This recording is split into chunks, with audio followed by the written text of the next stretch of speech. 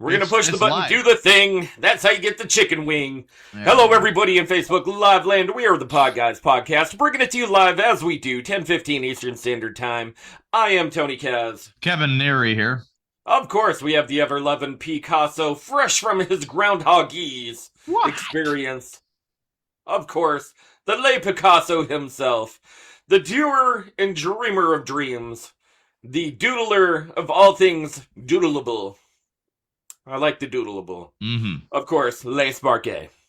And Tony's mic is a little blurry right there. Oh my God, we got something new on the big board right there. It says hi, which is normally there, but is that a picture of a groundhog, Sparky? Did you just make a little pig nose there because of the word hog? And that is... the word hog. Yeah, for our non-viewing audience, if Sparky drew one of the best pictures of a groundhog I could... You want to watch the podcast. If you're listening, though, and you haven't seen it, imagine the most glorious picture of a groundhog that you've ever seen done in dry eraser markers. I mean, outstanding. Took my breath Outbeats crayon, 10-1. My God, Tony, we have a fourth square with us today. We are enamored.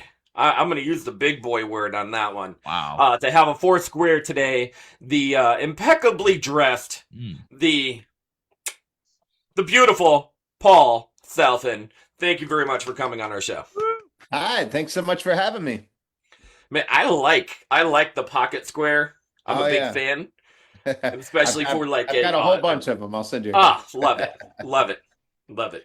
Why don't you tell our audience who you are, what you're, what you do? You know, of course. Yeah, well, my name's Paul Salfen, and I usually refer to myself just as a talking monkey, but I've been told to stop doing that, stop making fun of yourself. But hey, I'm from Pennsylvania. It's what we do. Like people don't understand that, but here I am deep in the... Are we going to throw a Go Birds in there? I don't know. I'm on a Cowboys show, so hold on. Can't do it. Can't do it. Dang do it. Dang it. But I know my friends will be in the comments. Yeah, go Birds. I know I'm gonna hear it. So anyway, so I live in Dallas, Texas, and I co-host a show with one of our great Dallas Cowboys, Drew Pearson, who caught the Hail Mary, went in the Hall of Fame, and of course just celebrated the 50th anniversary of the Hail Mary. And we have a podcast called The Ultimate Hail Mary, and it stems from a TV show we did called Drew Pearson Show on Fox Sports, and then Drew Pearson Live on ABC. And he was nice enough to write the foreword of my book. So, oh, wait, I get to plug. Here we go. Going for it. Going for it. In it, I interviewed about 350 celebrities about their advice, life, what they do differently, and the crazy stories about how they made it. So it's everybody from Tom Cruise to Beyonce to Richard Branson to Willie Nelson to Metallica. They're all in there. And so it's all just talking about their life, and I just hoping it'll be inspirational for people. So basically, that's it. That's what I do all day long. I do sometimes 3 to 7 interviews a day during the busy season, and it's just talking monkey all day long. So, it is a tough thing to do. People see us do it, and they we go live, so it's a little different than pre-recorded. But live is a lot more fun, in my opinion. You don't have to do the okay, take it again. Yeah. Yeah. Or take 2. Take 22. my favorite was Cog going in there and saying like, "Oh man, you nailed it. Do it again." What the fuck? You just said nailed it. That means what? Or one take and done. Dude, every time getting faked out. All right. We're definitely done after that. Oh, wait, don't say it. No, I'm not gonna say what you think. Just what do you want for lunch? Probably turkey sandwich and Sprite. All right, great, because we got to do it again. Fuck. You son of a bitch. Just one of those things, and it's okay because they want as much material as possible. They want to be able to play around with the editing tools. Your book is on Amazon, and you know where else it's at right now? It is in the comments via myself on this live feed right now. All right. I know. My mouth is moving. My thumb is moving. What we do is what we do. We're at that certain level where, Paul, you have seen media transform 5 or 6 major times over. What do you think, honestly, is the biggest transformation for yourself in your career, media wise, where you're like, oh, well, that's a game changer forever now? Yeah, well, right now it's the big thing is the influencers and love it or hate it, and I don't really consider myself one of them. They are getting a lot of But you attention. are, Paul. You Uh, are. I can influence some people that I know maybe or like, but I don't. I'm not one of those like I'm not holding up the face cream and going, see, I don't look my age, but I like maybe I could, Tony but. started wearing pocket squares because of you. He That's started. true. He All right, wants all to. right. There's an affiliate link. No, I don't even know It's where. www.pocketsquare.com. Yeah, Pocket Square from TalkingMonkey.com. Salafin Well, squares. so yeah, that's the interesting thing is so now, when I first came in, I was like the kid, and they didn't want to give me a chance, So I understand how it feels. I was, probably not, certainly not nearly as polished. I hadn't done it as many times, probably stammering a lot, just not doing the right thing. But I was young, I was hungry, I wanted to do it, and so I wanted to give it a try on the radio, on TV, and I wanted to try my hand at writing, for the newspaper, and I did all of those things. But at some point, I was at the bottom of the rung and had to work my way up. Well, now these influencers are coming along. They just had they had these movie junkets where a lot of times, people like me who are, considered critics, we get a chance to interview the people behind the films. And they just had, a new one with Margot Robbie and Jacob Elordi. And a lot of the critics are angry now because they were cut out in favor of influencers. And so now they get to Ugh. come and ask their often dumb questions, that have nothing to do with anything, have nothing to do with the movie. Whereas we're kind of restricted to that or their career, and they could just ask them, okay, pizza or hot dogs, cookies or cake, would you kill this for, like those kind of silly games that we can't do.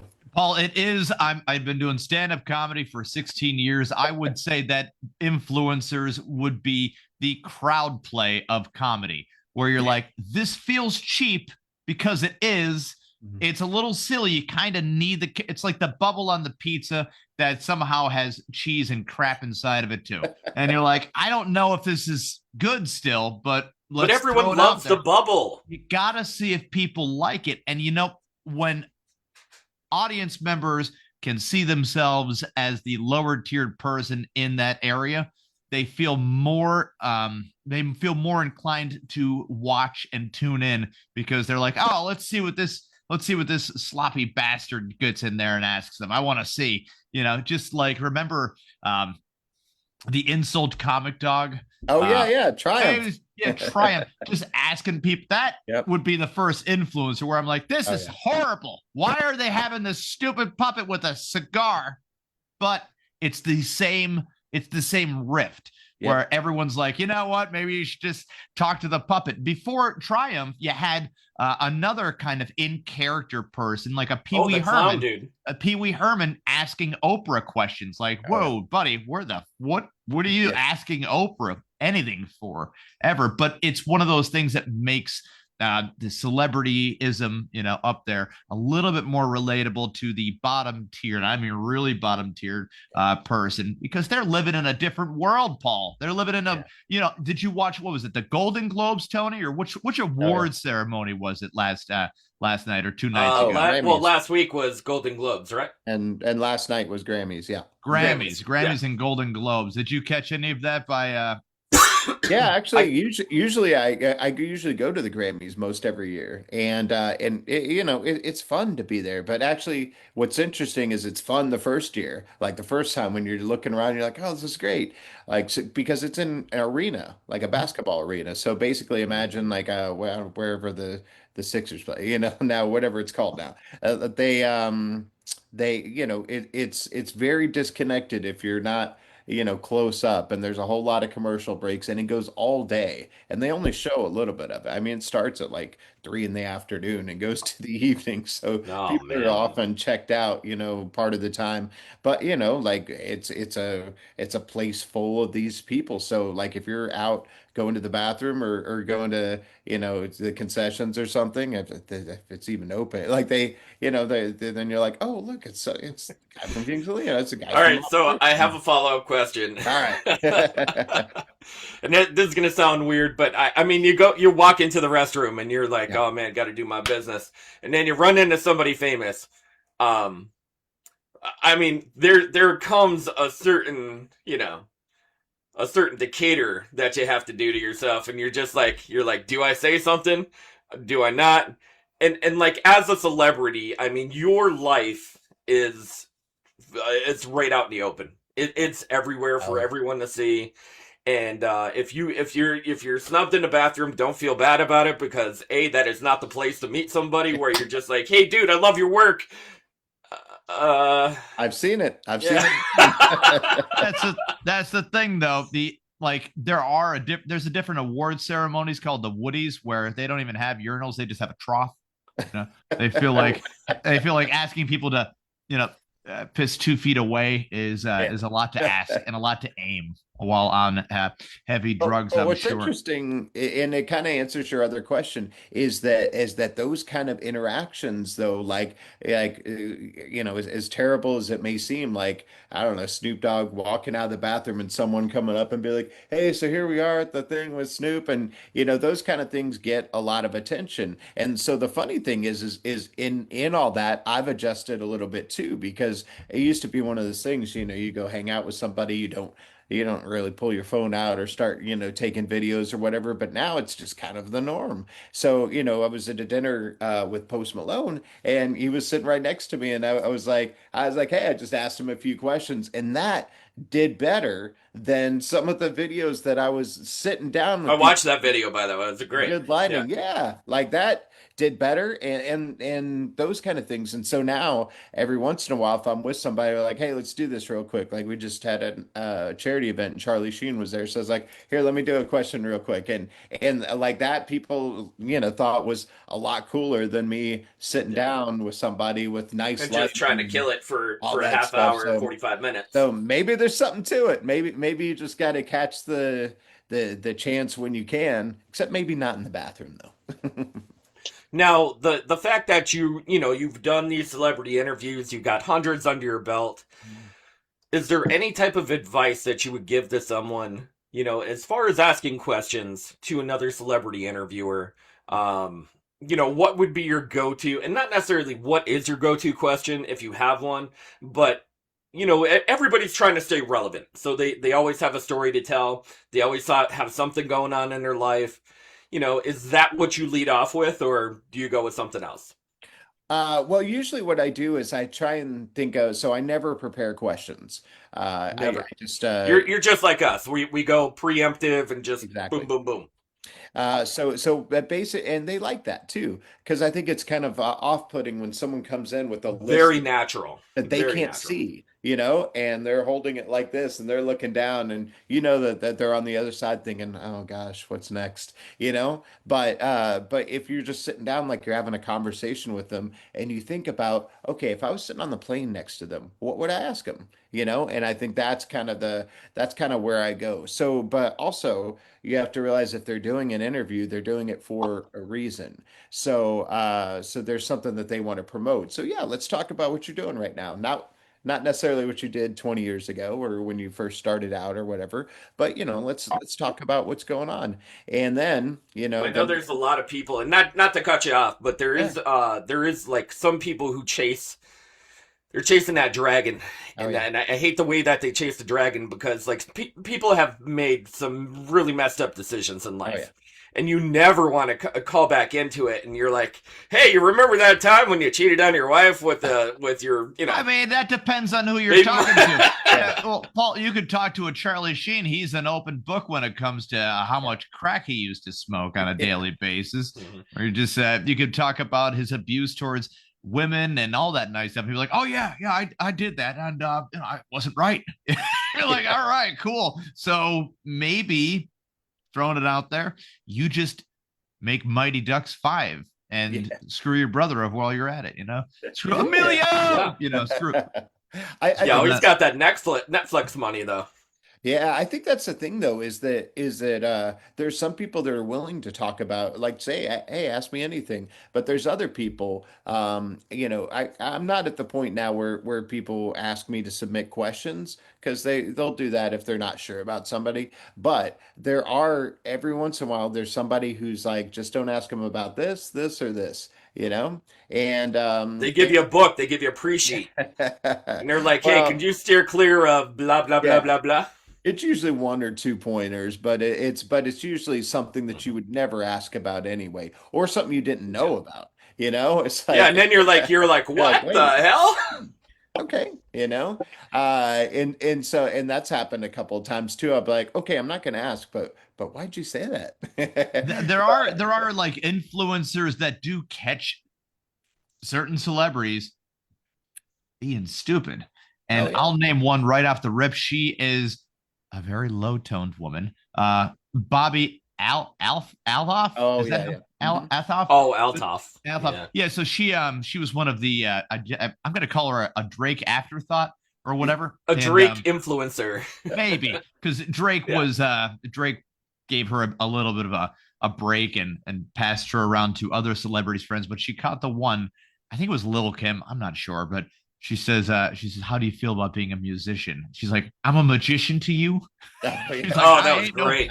I Yeah. ain't no fucking magician. And I'm like, oh, and she tried to really reel it in. She's like, no, like Yeah, a person who makes music. not Yeah. that. Yeah. I am not a magician.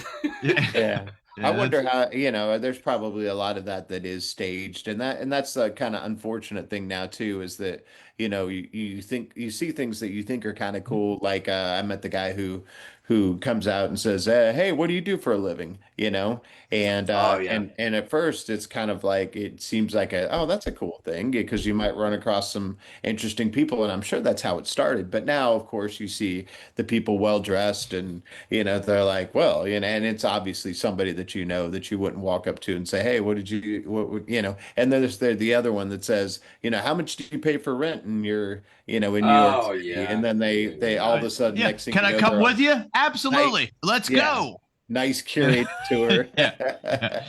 And then, of course, now that we've got something interesting we've been playing with over the last couple of days, is the whole AI hosts. I made a joke that, like, Oh yeah. that I could have a reliable AI host, and so I started to learn some of the stuff, and we created a host. And it's a very pretty girl, who Wait, Paul, are you catfishing us right now? Ah, Are you the AI version of Paul Salfen? this is the AI. I'm This not the can't real be the person. real guy. Damn it!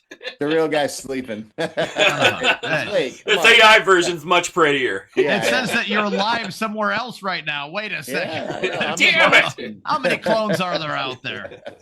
Well, that's Um, that's the scary part, is because now, like, we actually have the ability to have somebody who does not get tired, does not show up late, does not, argue. It's just kind of like, here's what you're going to say. And so we've been playing with trying to say, all right, well, maybe we could have somebody introduce these segments and just kind of see if someone notices. So it's interesting where things are going. We're not there It's yet. kind of funny because construction workers had that same complaint before. They're like, we're dealing with somebody that that just doesn't get tired, Yeah.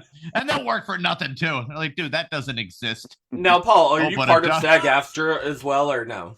I'm not actually. You're not? Okay. Yeah, I know SAG-AFTRA was had, of course, many problems, especially with AI in the workplace, replicating faces, voices, their yeah, likeness in general, and not getting paid for any of that. So I yeah. mean, there was a lot of stuff in Hollywood that was just kind of pushed under the rug, and they were pushed aside I mean, because of that. they weren't getting paid, but I would be super skeptical if somebody wasn't on the take that didn't loan them the idea and Yeah. and just went ahead with it. But Sparky's got something there in the big board, Tony. Uh-oh, let's see what it is. And flip it around, Sparky. This is your time to shine there, brother. Me at Grammys. Don't melt me. Hey Heidi, your dress versus my flamethrower. Heidi Klum had a By had the a- way, Heidi Klum had an amazing dress at the Grammys last night. She sure did. It was she does every year. When I've seen her before, she goes like, way over the limit as far as like Halloween, events. Oh yeah. Grand, every type of Hollywood event. Her lane is fashion, and she has sustained the test of time. Yeah, more than Tyra Banks. You would think that since Tyra Banks had Tyra Banks at a certain time when networks were like, okay, so Oprah is going, and Oprah gave everybody a heads up what she was doing and all that nice stuff. So they wanted to make sure they could keep a good chunk of Oprah's demographic, the people that aren't going to pay for OTV and O Magazine. Right. Because that's not a 100% clip. Some people are just watching Oprah because of, it's on NBC at the time. And, general consensus is that Oprah had zero competition in that slot until Oprah made her own competition called Dr. Oz, Dr. Phil. Yeah. It's, one guy has hair and he's Turkish. The other one, no hair, mustache. She's covering all the male demographics. One dude's from Texas. The other one's a cardiologist. One guy sounds like you could be a fucking camp counselor. Hey, Dr. Phil, I feel like suicide. Well, come on in here. And then the other give guy you a talking to. Then the other guy debated in Pennsylvania, Josh Fetterman, where it turned into a fucking Ozempic commercial, basically. And you're like, man, I guess I will talk to who's that guy over there? Is he all right? And you're like, man, something's glitching about him. But Oprah was ready to leave. So the one idea was to see how Tyra Banks would do a show on the CW on a short contract. And then if the show could translate enough to a higher demographic, put her in that slot and see what can happen. And she did get her own Tyra Banks show. Yeah. But the ratings were almost half of what Oprah had already established, because you can't mimic an audience that had already been old enough. The older audience felt not betrayed, but they didn't feel like, oh, this isn't our thing because she's a model. She's good looking. Oprah has always been fat and skinny. There's been some kind of weird internal eating struggle, as do people have when they're watching daytime TV. There's some kind of mental struggle going on. So Oprah gets to suggest you a book that she loves. And you're like, oh, I like a book too. No, you don't. You like donuts and you like sitting at home. You don't like shit. You're not going to read more than 5 pages of that thing before you curse your neighbor out for not shoveling your spot. That's what you like, my opinion. But I'm probably right. So Tyra Banks was more intimidating because here now she's beautiful woman, very smart, she's got a task full of achievements, ready to roll, and people just couldn't relate to that kind of success. They needed the Oprah back. Meanwhile, Oprah almost going bankrupt with her own channel. It turned into the high boiling point of where you end up with the Katie Couric show, and you're like, how did this happen? Because now you have the age demographic back, and they were like, but I thought that they wanted a strong black woman. It's like, no, they wanted an older woman that is kind of aging a little bit, Katie, and I mean noticeable. Matt Lauer hasn't sexually harassed you in how many minutes? Exactly. You aren't who you used to be. But Tyra Banks faded a little bit. How long did Heidi Klum stay married to Seal? Yeah. I'm an animal lover as much as anybody, but you don't stay with Seal. No, I know. Seal had one amazing hit song, and he wrote it into Heidi Klum for 20-year lap. Dude, you're doing great that way. 20 years of Kissed by a Rose, and Heidi Klum's like, hey, so I've heard that song 10,000 times. I want a divorce. He's like, oh, I was wondering when you were going to ask. Like, he knew his time has far more than expired on that idea. It would be like me parking at a dead meter for 20 years and not getting a ticket ever. And then when the cop's like, hey, we're going to give you one, I'm like, oh, no, I'm good. I will I'm gonna pay move. this I'm gonna now. move. I'm I'm going. sorry. I've been here too long. I have overstayed my welcome. I'm just so surprised I got away with it for so long. So now she is empowered. She is relevant.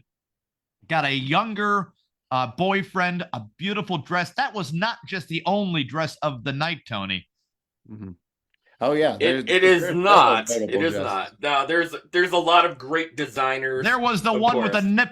with a nipple ring thing going on, and I'm like, now who are you even? Chaperone. Chaperone. Which she sounds like she needs a chaperone to pick out her fucking outfits because holy shit, that's no. She is the girl who sings Pink Pony Club. Yeah. Oh, okay. Well, yeah. I mistook her with another girl that sang about horses. My bad. I'm I'm a little out of the loop, but I do want to kind of focus back on something more important than the Grammys. The book by Paul Salfen, Going For It. For It. And I want to read some reviews because these are great reviews right here. Okay. The one review is from MSN. It says, it's a love letter to risk takers, dreamers, and anyone who knows that sometimes all it takes is one leap of faith to change everything. That's from And by MSN. the way, this book has an excellent message to those that want to do more. Yeah. Just do it. Just do it. The New York Business Now says Going For It is not just another self-help book. It's a testament to the power of determination and perseverance. And it's not just like a walkthrough book either. This isn't 100 pages. This isn't like a 50-page book.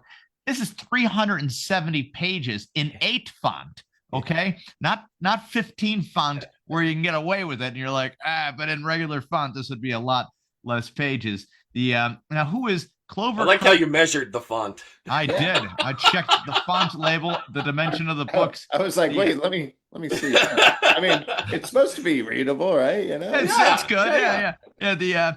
Well, you can also get it if you have Kindle. It's only $9. Paperback is $17.42. I say buy both because if your paperback gets lost or stolen, because people are going to want to steal this book. People are going to want to try to learn how to read in some places of Detroit, or let's pick on Minnesota again, because fuck it. Why not? The Kindle you can take with you and just pop your earbuds in and have the robot read to you. Paul, have you had anybody do an audiobook? And if you did, why would it be the Podguyz Podcast to do your audiobook? Actually, I've already recorded the audiobook. It's been done for months. And then, strangely enough, it actually was, it had some kind of sound glitch that they finally fixed. Oh, no. But so it's going to be coming out in, I think, the next couple of weeks, which is great. I'm not sure how long exactly it takes. I was thinking you could probably just do it yourself since you're a wonderful speaker, very articulate enough, and you wrote the book by yourself. You didn't get a ghostwriter or anything like that, right? No, but I'm a writer and editor by trade. I've been a magazine editor, a newspaper editor for a while. So this kind of easy to me. In fact, I've had other people look at it and they kind of mess things up when they put in suggestions. So I'm like, it's all right. I'll just do it myself. Exactly. Now be weird kind back about question. Suggestions like, oh yeah, really nice idea. So weird back question, Paul. What did you go to school for? Actually, I went to school for it was sort of business, media was mostly what I focused on, but I believe they called it integrative arts. So it's a little bit integrative arts with the interest in journalism, of course. Right. So I mean, a lot of what I did, besides the basic classes, was I did do some writing, a film class, and those kind of things. So it is, to me, it all kind of makes sense. But I didn't actually do super well in a lot of the classes, unless it was something that I cared about. So my professor was like, "You kind of need to do." What you love, because you're not going to do well at other things. And he was totally right. So that is hence why I'm not working in some office doing something I don't care about, because I don't know. I've worked in offices and done that non-care work. But you know what? It helps sharpen the tools of improv. when they're like, what are you even doing all day? And I'm like, I'm doing not just my own work, but I'm doing everybody else's work too. Oh, yeah. Believe it or not. They're like, well, we haven't gotten an email back from you. I'm like, well, that's because I'm emailing literally everybody all the time. Mm-hmm. What is it something that we could talk to face? You know, like those kind of moments. The problem is you sometimes do get fired from those situations where they're like, you've been lying to our faces for a year now. It's like, yes. And the Oscar goes to, no. Yeah, I actually once lost a job because the boss had sat down with me and goes, "You don't really care about this anymore, do you?" And just came out. I was like, "No." Thank God. I was like, you can't back your way out of this one. But I wonder how many like heart surgeons have been given that same talk. Like, you've been losing patience all the time. What have you been doing here? Yeah. Sparky's got something on the big board there. He has been drawing his ass off right now. Sparky, flip it around. All right, what do we got? It says Chapel Roan 20 years later. What? My Pink Pony Club. What the fuck is going on there? Looks like a dead horse factory now. Oh God. It might. You don't know. No, Paul, have you had an interview with Chaperone or? I actually haven't. She's one of the more recent people that I've not run across, but it's a total crapshoot. Like I feel like I've run across just about everybody by now. It's easier to find people I haven't talked to, but and I don't know. It's a strange thing because new people pop up all the time, and sometimes you miss the wave. And music's an interesting thing too because with movies, it's like they'll make people do the interviews. They're contractually obligated. So if Tom Cruise, no matter how big he is, he's got to go out and work the streets. He's got to go, shake the hands. He's got to go to the theaters. He's got to do the TV interviews, the newspaper interviews, all that stuff. Someone like Chaperone gets one hit song and they're like, nah, I'm not going to do anything. They're like, no, she's not doing anything right now. And then they never come back, so it's really, really strange. And so sometimes you get lucky and you find people that are, like Ice Cube that'll promote every single album, every tour, every venture, everything he does. But Chaperone, please call Paul. It says, yes, thank you. Let's get it going. Let's do it. Why not? We're putting it out there in the world.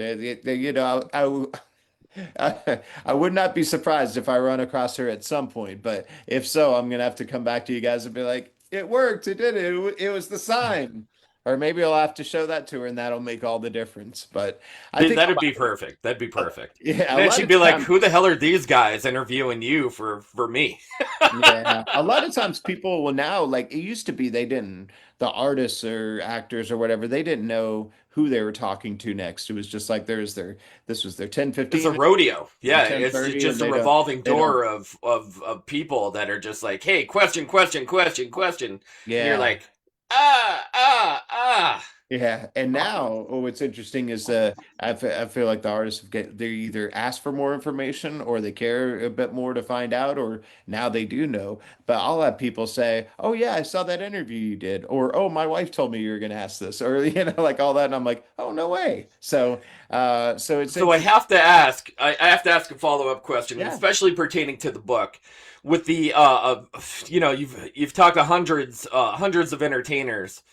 Is there anyone that sticks in your mind as both the easiest and the hardest entertainers in order to get information from? And the floor is yours, sir. Well, the easiest and hardest together in one person is Mel Gibson.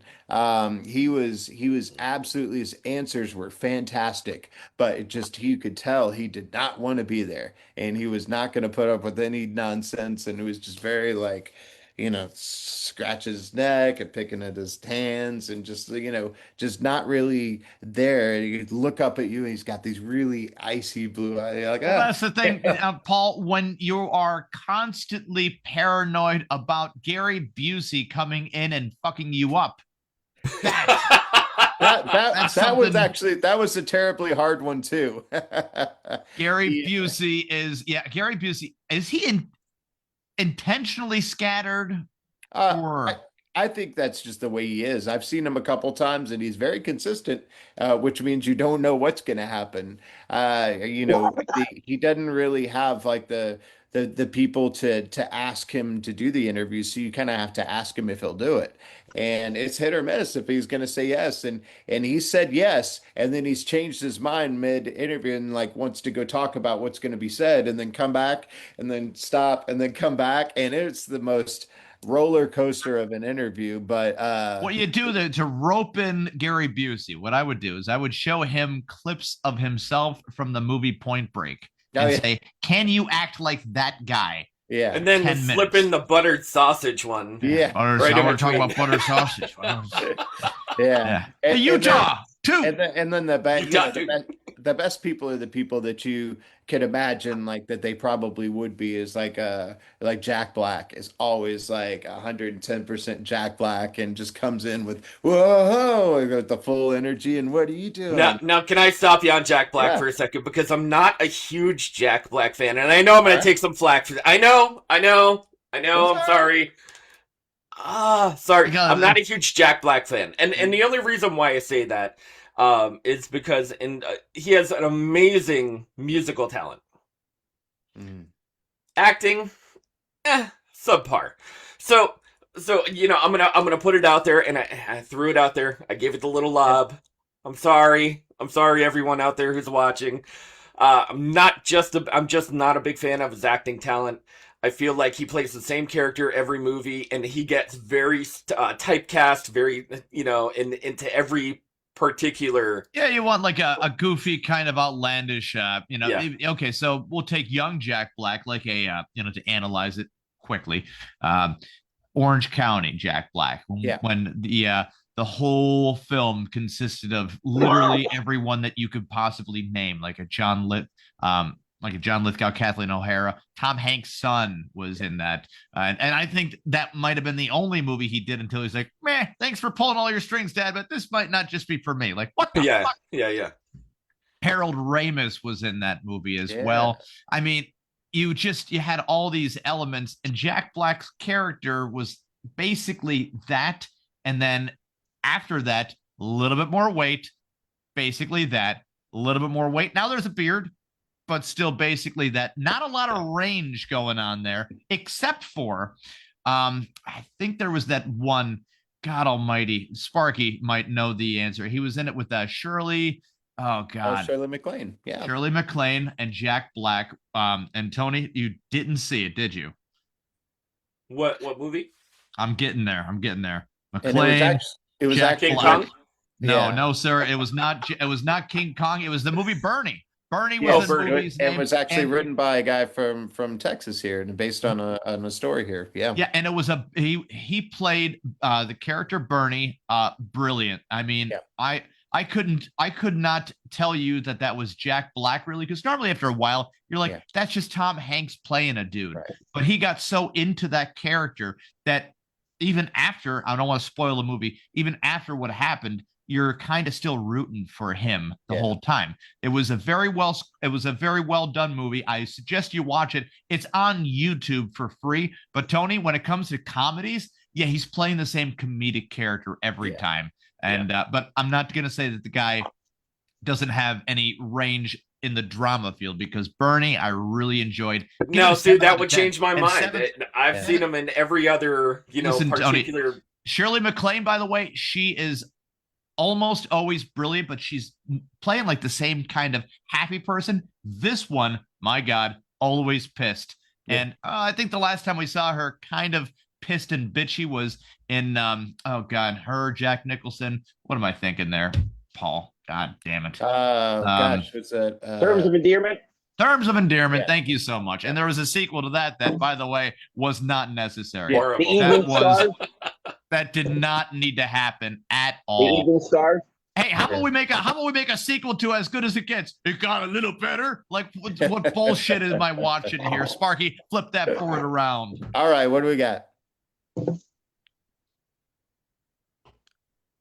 You may You want me to play the J-Lo part in a snake movie? Ah, I like the snake. Yeah. Of course, the Anaconda movie that just came out is a comedy Yes.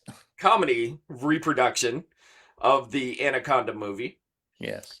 But with like, Paul Rudd. But speaking of Ice Cube, like it's those people, those consistent characters like Jack Black, Ice Cube, Matthew McConaughey, all the Willie Nelson. Those kind of interviews are the best to do because you know exactly what you're going to get, and they never disappoint. You know, Willie Nelson. If you've seen him lately, he's like, okay, if you've seen him 12 times, yes, he'll start up the same. Like, I don't know if you guys have ever heard this song before, but I'll play it for you anyways. And it's always on the road again. And I'm like, kind of felt like you were gonna do that, Willie. And then he'll now he's a lot older, so he's like maybe 25 seconds into the song, and then he'll just put down his hands while his kids play for him. And he's like, on the road again. Man. So I have to ask a follow-up question to the book as well. All right. Since you did say that there was somebody that was so hard, but yet so like definitely connected to the interview process, is there anybody that was so much fun that you were like, man, they just have a ton of information, a ton of stories, and they like literally just sucked you in? Oh gosh, yeah. There's been a few that are just like such brilliant storytellers. There's a couple that like two that come to mind that basically you're told in advance to pick your best question because you're going to get a very long answer that will answer probably everything, and that's Kevin Smith and Quentin Tarantino. Both are like just amazing answers, but like it goes But like in all talkers. kinds of directions.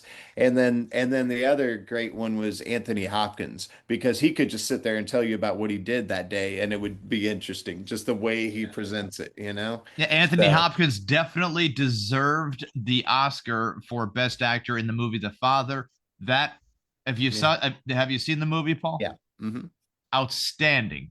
The cast, they've worked together throughout their careers, so there's already some chemistry baked in there. Mhm. And then the audience viewpoint, we're kind of seeing the world through his eyes, and you don't as soon as that door closes and it opens, we're into basically a new room and maybe a new year, maybe a new month. But the confusion is I don't want to say too much because if you do with this type of movie, you kind of spoil the goods on it. But no, Olivia that was Colman, yeah. Mhm. yeah, that was now there are some years where I feel like the Academy should just say there was no good movie. Sorry, we did not have one that deserves this award. And then there's some years where you could say, you know what, you get it and you get it and whatever, it was a really good It's year. a three-way tie. Yeah, like the I don't know, man. It's tricky. I don't I believe that when I rank movies as like a 5, okay, so 1 out of 10, a 5, average, background noise, whatever, has a character arc, plots there, I guess, but nothing, life changing or whatever. There is no 10 and there is really no 1. All right, like unachievable. You have to do it numbers 2 through 9, definitely. Yeah, so like when I drop a 7 for Bernie, that is okay. Recommend it, watch it for sure. On The Father, I give it a 9. I mean, and that's as close to as godly as you're going to get in my books. New Star Wars movies, Sparky's a big fan. All of his pod people back there are all Star Wars themed. These J.J. Abrams, I don't know who did he know, because I've seen his body of work and I'm like, there used to be a really immediate audience for blowing shit up all the time. Okay. And you needed this kind of person to be there when you ran out of, care for hiring writers who were competent to make a storyboard that could also follow with a previous storyline, such as Die Hard, Star Trek, Star Wars. You've got a pretty good roadmap there to go on. And he just like looks at it like LeBron James looks at a book and says, oh yeah, I'm good on this. It's like, dude, you've opened it up halfway. What the fuck are you talking about? And shit's all over it to a degree. In the new Star Wars, if they did everything exactly the opposite, and I mean start up with our main character from before, Luke Skywalker, and then maybe he's got a daughter out there or something, introduce Rey, whatever, something like to that degree. But you guys are going to get your new characters. The baton has to be handed, though. It took Luke Skywalker basically 3 movies to be a Jedi Knight. It took her 20 fucking minutes. Bullshit. It hurt to watch. Sparky, flip that board around there, brother. All right, let's see it. Do not forget about Nicolas Cage, the man who can play any character, including himself. Multi-talented. Loved it. He's like, I love acting, and it's very important that we get through this interview where I get to tell you about Nicolas Cage. Have you ever interviewed Nicolas Cage as well? Yeah, and it's exactly as great as he's a character all the time. He never shuts it off. Oh no, yeah, it's great. He's so much fun to talk to because he's so serious about his craft. And once you get him going on a story, it's just like you're looking at him and you're going, this is great. You kind of take yourself out of it almost a little bit, because he's sitting there going, well, I was very serious because there's a snake right in front of me, and you're just picturing what he's saying, and you're just going, this is amazing. The unbearable weight of massive talent. I watched it. I paid for to watch it because I'm like, I love that concept when somebody like Nick Cage, or what was the Jean-Claude Van Damme. Oh, yeah. He did a similar thing where Amazon Prime also had that, and definitely an action comedy done right. Like man, MacGruber had a lot of potential. I mean, where you're like, okay, for example, action comedy done right, Beverly Hills Cop. We got it. We're good. We're rolling along with it. Have some comedy in Die Hard. All right, cool. More drama, of course. But wait, how about Beverly Hills Cop 2 or 3 or 4? Hey, I said my piece on that one. I said Beverly Hills Cop. The second one was the second one was the rug cash pull grab, was man. off. Hollywood cash grab. It is what it is. Listen, the second one was basically the Zodiac Killer scenario, and pulled straight from the headline around the same time. The not to say that the action wasn't there, but the comedy wasn't there. The it was garnered for a sequel. It would be like making Breaking Bad and then not having Better Call Saul, where you're like, it's a good soundtrack though. Great, yeah, absolutely. No, and Eddie, I think that might have been Eddie Murphy's like really last big hit, because he went in a big drought for a while and then started just making the Dr. Dolittle movies, and you're like, but the Nutty Professor was good. See what I mean? Like catering to the childhood thing, where I get to see him cry while eating M&Ms, and I'm like, I don't know, man. I don't know if you're hitting the same notes for me, but that's there is such a thing as like old Hollywood versus new Hollywood, and even the fact that even LA itself is more of a, and I use this term dearly, it is more washed up now than it has been in the past. And the only reason why I say that is because now Atlanta, Oklahoma, Dallas, Chicago, like all of these particular places, even New York itself, has taken over a lot of the main Hollywood attractions that, of course, LA used to have at one point in time. And now a lot of these movies, writers, directors, have gone out to these cities, and they're restarting brand new production companies because the money that they're making from all of that was getting sucked up from California. Yeah. Now, is that pretty much true, or is that like a lot more of a hotbed? I mean, there's still stuff in LA, for the most part. Well, like here in Dallas, like in Fort Worth next door, that Taylor Sheridan has set up camp, and he has all of his shows filming for the most part out there, and it's great. And the Chosen, the big biblical show, they film a lot of that right here. And then of course we get other productions. A lot of it, has to do with tax credits. They kind of go where they're Huge. taken care of.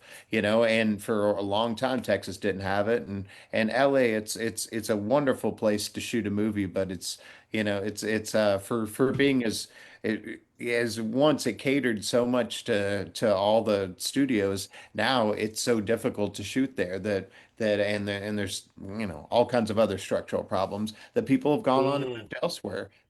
There's a lot of Hollywood things isn't Hollywood anymore. It's like yeah. I went out to Hollywood quite a few years ago, and it's not to say it's a sham, but like when you get out to even the Chinese theater, Oh yeah. that the whole Star Walk of Fame is not what you would expect it to be. Yeah.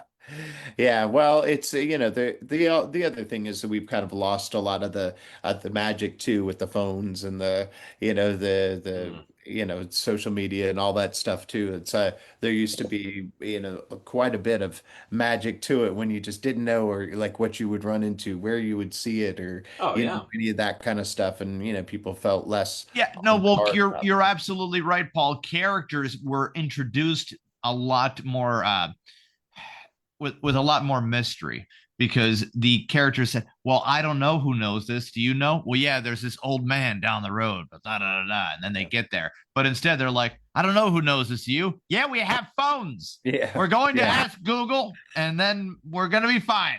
It's Paul. Yeah. I see the your book Now says your Paul book was says this hanging is out. Paul your was book hanging out, says by the way, Kevin. your book says Yes. volume 1. Yes. When is volume 2 coming out? Good question. Well, actually, volume 2 is done. It's been done actually Done. for a while. I'm just kind of trying to figure out, well, I don't know, when is the right time. I feel like I'm still working on this one, but I think it's probably about time to do two. I mean, it's done, it's been done, it's ready to go. However, I actually, right before I came on here, just finished the first draft of another book. So now I've got a Oh wow. problem as to which one goes first, and it's called A Messenger of Messengers. Okay. Actually, you're hearing it for the first time. I haven't even put it out there in There it the is, a world. Podguyz Podcast Yeah, exclusive, of course. A messenger of messengers, it's called, right? yeah, and it's going for it Faith Edition. So what it is it's everybody talking about their faith and what pulled them through. So it's leans more towards the faith-based crowd, but but I go through and talk about all these different things that have happened, not only to me, but like to a lot of these people, that kind of where the faith kind of keeps them on board. So all the big people, like the people that made The Chosen and House of David and those kind of big shows, as well as Tyler Perry and Devon Franklin and all those Yeah. big people. It's all them talking about it, but also some very big, non sort of faith-based people talking about, what gets them through as well. Yeah, and And it's that, tough. It's tough in the entertainment industry to be yeah, a man of faith, because you get ostracized yeah. by No, certain cliques, and it's just it's really tough. Why wouldn't you? What I would suggest, even, and I don't know if you thought of it, you might have. You're a smart guy, but why wouldn't you just like get in touch with a bunch of local theater colleges? Like, I'm yeah, not saying Juilliard's right off the rip, but um, talk to one of the professors there and make it mandatory to buy and read your book, yeah. because it might be that helpful for younger people that are not only interested in getting in the field of entertainment, but knowing that although the mountain's high, it's not impossible. Yeah. Well, this is the book that I wish that I would have had when I was a kid, because I always thought like, of course it'd be great to make in the business, but it's, how do you even do it? And this is very, several hundred accounts of people who were very just normal, didn't have any connections, just talking about how they did it. And so I've been trying to get it in schools and libraries and that kind of thing, but I'm only one person. So, I'm trying to get put it out there, and if schools or school districts buy it or something, I think it's good, because you can turn to any page. The idea is you turn to any page and you could see, oh, this is this person, or like here's, and Tony Todd who played Candyman. But over here is there's Passed Matthew away, right? McConaughey. He did, yeah. He Unfortunately, did, but he comes back every time you say Candyman in the mirror 3 times. So That's he we're right. good. That's We're true. still good. Now, if he did, Hollywood would exploit that and be So- like, "All right, you're back now. Get it." So I have a follow-up question. And I think the major thing is that you've taken every opportunity, of course. Would you call yourself successful? Phew, that's a good question because There it is. That is, I'm yeah. never happy with my, level of success because that's Never. what keeps me going. So it depends on the day too. Some days I'll say, yeah, I mean, I've been able to do a whole lot more than a lot of people and have accomplished so much more than I ever thought I could. But is it enough now? Because then if you stop, then that's kind of it. Or if you're too hard on yourself and you go, as I shouldn't do this, then it's Well, over. I think you get to that point where you're not necessarily you say yes to every opportunity, because not every opportunity that presents itself is going to be good as well. Yeah, that is true. But the thing is that I don't know, like when you've been around as many people as I have who have done it, you find out that they're not always as happy and as content as you think they might be as well. I've met some of the most successful people in the world, the richest people of the world, and they don't think that they have it all, Hmm. and a lot of them have this big imposter syndrome feeling where they just feel like, hey, like the gig's almost up. Someone's gonna tap you on the shoulder and be like, get out of here, and it's a real thing. And so, yeah, so am I successful in being able to do great interviews and get some content that actually makes people feel good? And, do I get comments from people and about not only the book, about the interviews that it made them feel good, that it changed something, that it kind of inspired them? Yeah. And so that is successful for sure. But as a ceiling, but as a floor, yeah, I woke up today. I guess that's successful. I don't know. Like, where do you put it? But there's just so lot more that I want to accomplish. Like I said, this is volume 1. So I used to say your life is like a movie, but really your life is like a TV series, right? Wait a second. I thought it was like a box of chocolates last night. No, we're in season what, 3 or 4? We've got Yeah, Paul knows what he's gonna get already. Mhm. yeah, I don't, but who knows what's gonna happen in season 5 or 6? I might get canceled along the way. The show Is might it milk chocolate? Is it dark chocolate? So I don't know. I feel like I'm in season 4 or 5 of my life, and hopefully there's a good season 6, 7, and 8 waiting. But there's going to be all new villains, all new love interests. There's going to be something else that pops up. So you never know what's going to happen.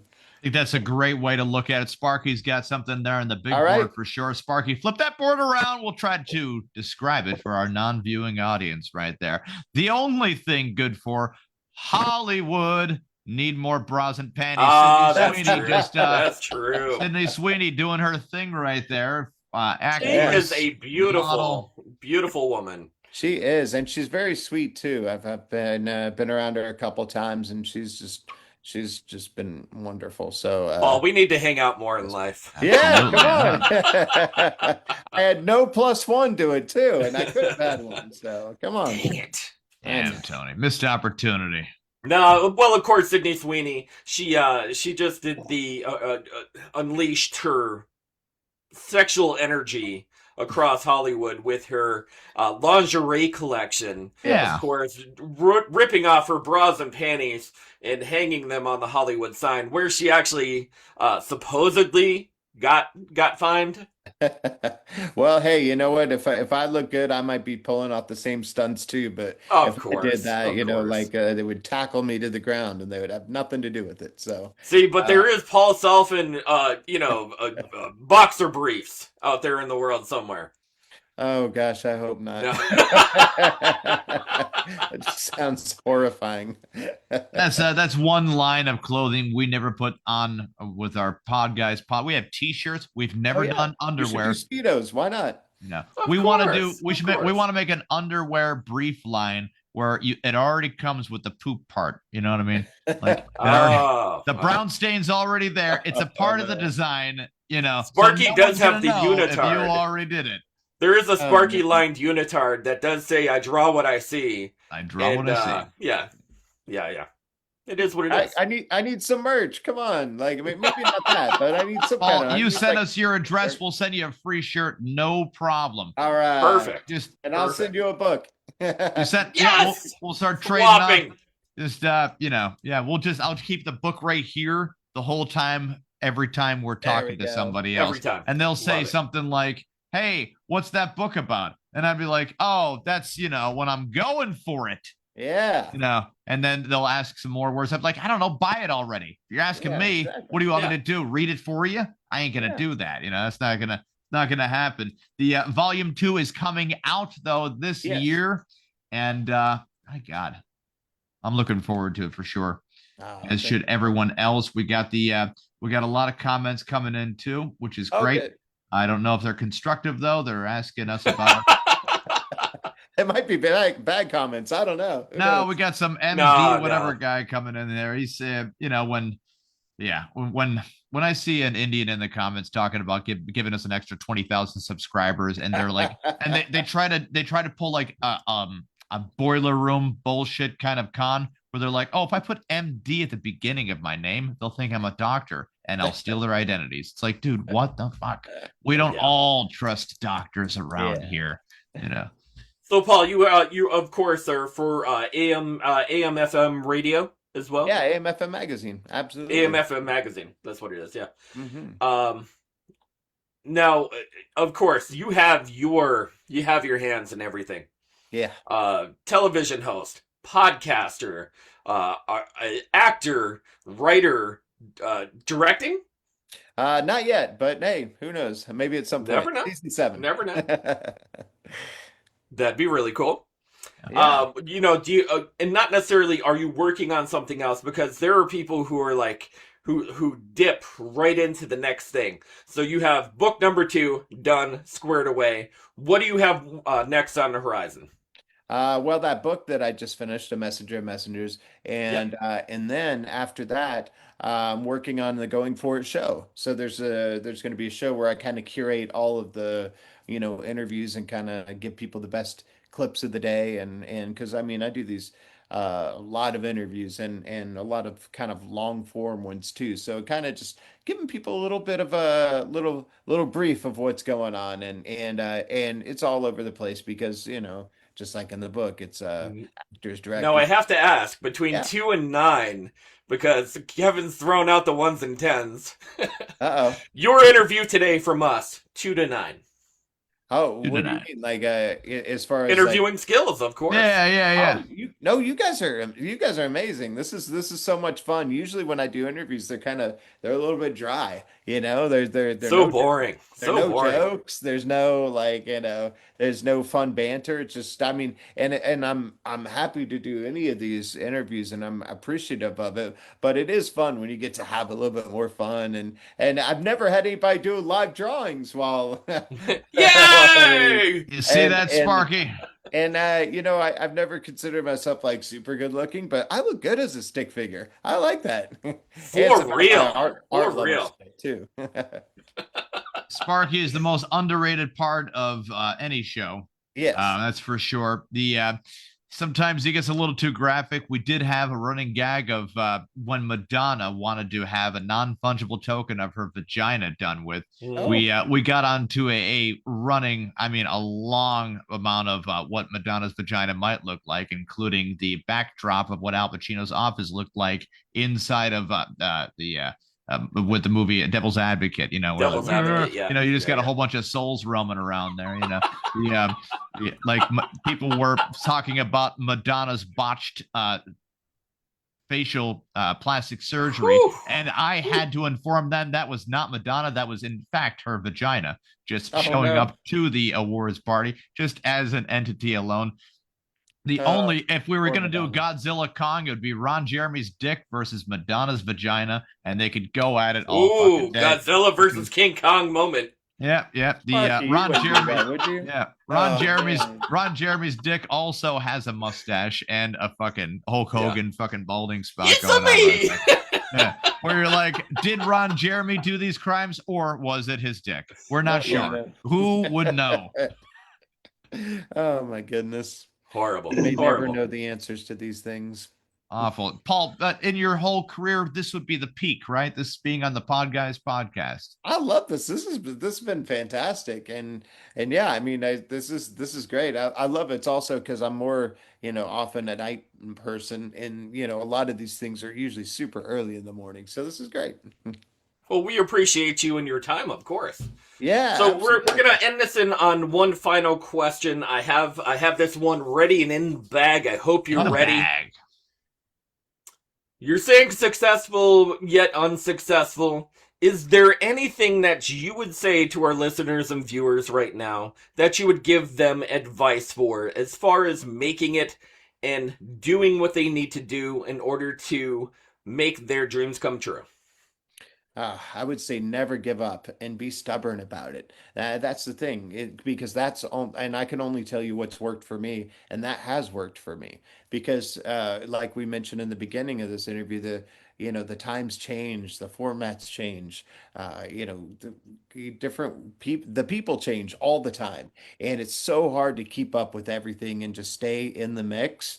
But I think if you really, really love it, if you would do it for free anyway, then it's definitely for you.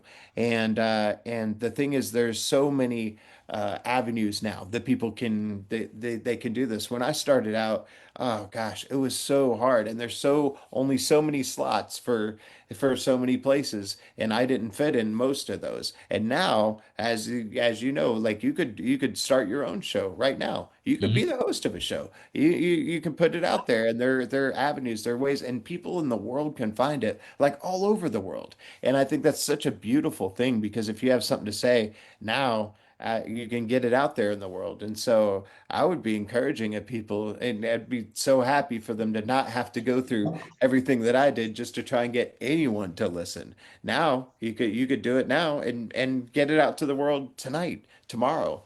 And that's such a beautiful, beautiful thing. And I'm just inspired, and I love seeing people do it, because because I got to keep it up too. I like Paul Salfen advice. It's never not be afraid. Yeah, well, yeah, I guess there's fear there sometimes, but Of course. you gotta Of throw course. it over your shoulder and be done with it. So yeah, it's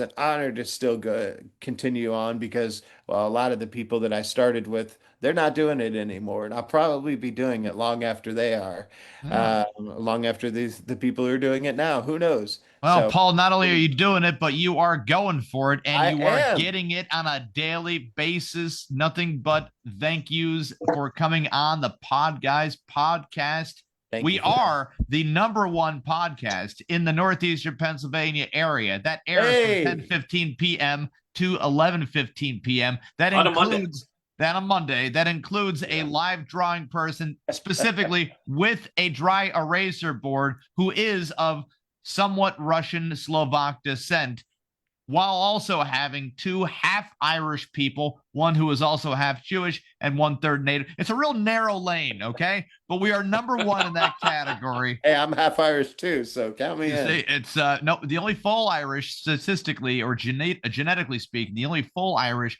are people of incest. Ask Conan O'Brien that idea. That's It's true. yeah, bright orange hair, no eyebrows, hanging out with John Candy, feeding him cheeseburgers. Oh. Yeah, the whole thing. Well, Marky, where can you find us if you were looking for us? You can find us on every single major streaming platform, including iHeart, Spotify, Spreaker, Deezer, Castbox, Pocket Cast, GeoReo, Facebook Live Video, Google, Amazon, YouTube. Yeah, that's everything. I think that's everything. Yeah, Yeah, Marky that's everything. speaks. Wherever you All stream. right. wherever you stream. Yeah, no, that's just Sparky. Did you write something down there, or what's going on? No. 1 I second. don't know. He held the board up. He had it half up. I don't That's know. for- You guys got to say wherever good podcasts can be found, right? Oh, that is true. Because Yeah. that's is where true. that's what people say about the book. I said, well, if they're a good bookstore, they're gonna have it. So That's true. put a little pressure on them. Of course, the magical book, Going For It. Yes. Volume 1. That's right. Volume 2 right on the cusp. It's coming. Can't wait. Can't wait. Very excited. And I hope that you will enjoy it, and I hope it can sit there, and then at some point it'll call to you, and you can open to any random page, and there's going to be something there that you need to hear that day. That's the idea, at least. I like that. You don't even need to read from beginning to end. Random know. Page, point the finger, use the advice. Yeah. Inspirational quotes. Mm-hmm. Sparky has an inspirational quote on the whiteboard. What is it, Sparky? Let's hear it. I was going to save this for closing. You can close it out. All right. Close it out. Go ahead, Sparky. Flip it around then, Sparky. Go ahead. Flip it around. Shout out to the Storm Lord. Storm Lord! Now, by the way, Paul, when we were in Poxitani yesterday, right? It was awesome. We got to see the groundhog. He made the procrastination of procrastination and the what was the word that he used? He's a procrastinator of procrastinators. Of course, he is the weather wizard, and they had a guy who was dressed as the weather wizard with a full light up staff.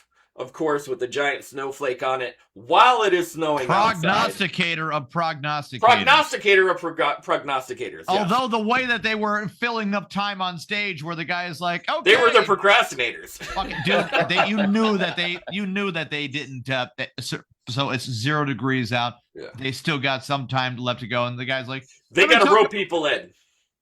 Right when he's got the cane out, he's like, also, let me talk about this pen. This pen is also historically relevant. Everybody's like, bullshit, fucking wake him up. Wake up that groundhog. Lift up that little rodent and just show him to everybody. That's all you need to do. All you need to do. That is all.